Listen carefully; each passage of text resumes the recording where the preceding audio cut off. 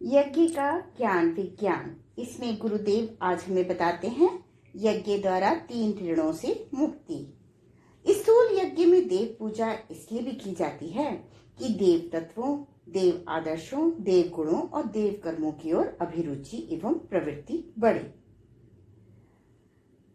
देवत्व को अपने में धारण करना ही देव पूजा का प्रधान उद्देश्य है।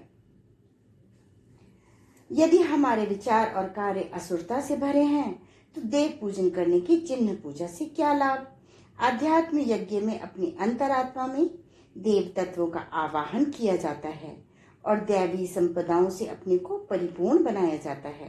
गीता के 16वें अध्याय में सद्भावनाओं, सद्गुणों और सत्कार्यों के 26 लक्षणों को दैवी संपदा बताया गया है।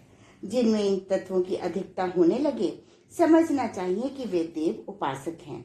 इसके विपरीत लक्षणों वाला व्यक्ति चाहे वह कितने ही विधि विधान सहित देव पूजा करता हो, देव पूजक होते हुए भी वह असुर रहने वाले रावण की तरह निंदनीय ठहराया जाएगा। अध्यात्म यज्ञ की देव पूजा का वास्तविक तात्पर्य अपने में देवत्व की अभिवृद्धि करना ही है। अग्नि पूजा का आध्यात्मिक मर्म कर्तव्य निष्ठा है।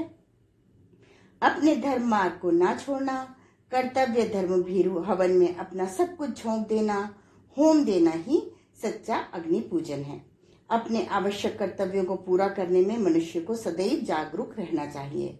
अपने प्रति, अपने परिवार के प्रति, समाज के प्रति, राष्ट्र के प्रति, विश्व के प्रति और समस्त प्राणधारियों के प्रति जो कर्तव्य हैं उन्हें पूरा करने में दत्त चित्त रहना यज्ञ भावना का ही प्रतीक है। यजुर्वेद में पितृ यज्ञ का वर्णन है। इसका तात्पर्य है कि पितृजनों के प्रति अपने कर्तव्यों को पूरा करना। पिता को गार्हपत्याग्नि, माता को दक्षिणाग्नि, आचार्य को आह्वानीय अग्नि कहा गया है। इन 3 अग्नियों में पितृ यज्ञ किया जाता है। इसका तात्पर्य है कि इन तीनों का आदर करना, इनकी सामर्थ्यों को बढ़ाने के लिए सहयोग देना और इनका आज्ञानुवर्ती होना, यही सच्चा पितृ यज्ञ है। इसी प्रकार मनुष्य जाति के प्रति अपने कर्तव्यों का पालन, नरमेध राष्ट्र के प्रति अपने कर्तव्य का पालन, अश्वमेध अपनी इंद्रियों को कुमार्ग गमन से बचाकर सन्मार्ग में लगा देना, गोमेध और अपनी आत्मा के कल्याण के लिए अपनी शारीरिक, मानसिक और सांसारिक समस्त संपदाओं को लगा देना सर्वमेध है। इन्हीं महान यज्ञों तक यजमान को पहुंचाना अग्निहोत्र का प्रधान लक्ष्य है। यज्ञ में भावना ही प्रधान है। जैसी उच्च या निकृष्ट भावना से कोई कर्म किया जाता है उसके अनुकूल ही उसका परिणाम देखने को मिलता है। गीता ने भावना की प्रधानता को ध्यान में रखकर अन्य कर्मों की भांति यज्ञ को भी सात्विक, राजस, तामस अर्थात उत्तम, मध्यम, निकृष्ट विभागों में बांटा है। गीता में कहा गया है, अफलाकांक्षी भीर यज्ञो विधि दृष्टो युज्यते यष्टव्यय में वेति मनः समाधाय स सात्विकः। जो यज्ञ शास्त्र विधि से नियत किया हुआ है और उसे करना कर्तव्य ही है, ऐसा मानकर फल को ना चाहने वाला पुरुषों द्वारा किया जाता है, वह यज्ञ सात्विक है। अभिसंधाय तु फलम दंभार्थमपि चैव यत् इज्यते भरत श्रेष्ठ तम यज्ञम विद्धि राजसम।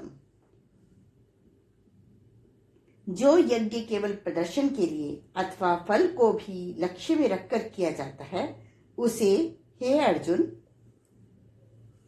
तू राजस जान। विधिहीनम शिष्टान्न मंत्रहीनम दक्षिणम श्रद्धा विरहितम यज्ञम तामसम परिचक्षते। शास्त्र विधि से हीन, अन्नदान से रहित एवं बिना मंत्रों के, बिना दक्षिणा के, बिना श्रद्धा के किए हुए यज्ञ को तामस यज्ञ कहते हैं। इन यज्ञों का फल उनके बाह्य रूप के अनुसार नहीं वरन कर्ता की भावना के अनुसार होता है। ऊर्ध्वं गच्छन्ति सत्वस्था मध्ये तिष्ठन्ति राजसः जघन्य गुण वित्तस्था अधो गच्छन्ति तामसः। सतोगुण में स्थित हुए मनुष्य ऊपर उठते और उच्च गति को प्राप्त करते हैं।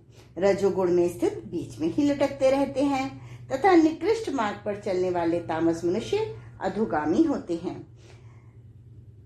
क्रिया यज्ञ में विधि विधान के शास्त्रोक्त होने का ध्यान रखा जाता है और भाव यज्ञ में आंतरिक भाव की पवित्रता, सात्विकता, सच्चाई, सद्विषय को महत्व दिया जाता है। उच्च भावना रखकर किए जाने वाले साधारण कार्य भी यज्ञ रूप हो जाते हैं। मनुष्य सामाजिक प्राणी है। वह स्वयं ही अपनी सभी जरूरतों को पूरी नहीं कर लेता, वरन अनेक व्यक्तियों, पशुओं, वृक्षों, वनस्पतियों, ईश्वरी शक्तियों की सहायता से उसका जीवन क्रम चलना आरंभ होता है।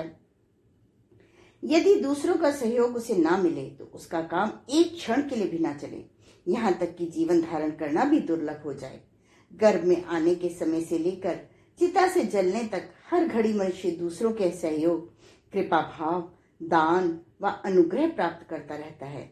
इसीलिए उसे उचित है कि इन ऋणों से अपने को उऋण करने के लिए कृतज्ञता पूर्वक संसार की सेवा करे।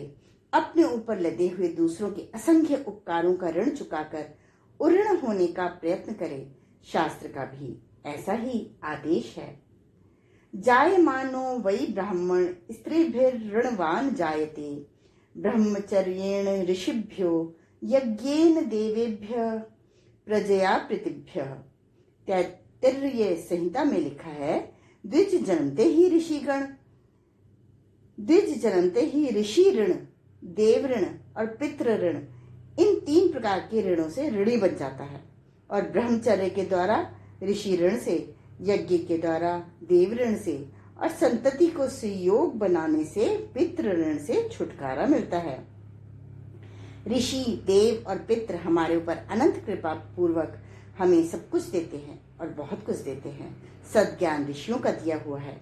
अनेक साधन सामग्री, सुख उपभोग की सामग्री देवों के द्वारा दी गई है। असमर्थ अवस्था में सामर्थ्य प्रदान करने वाले वे उपकार पितरों के हैं। इन ऋणों से उऋण हुए बिना कोई भी व्यक्ति छुटकारा नहीं पा सकता। प्रत्येक व्यक्ति को उपयुक्त 3 ऋणों से उऋण होने का प्रयत्न करना चाहिए।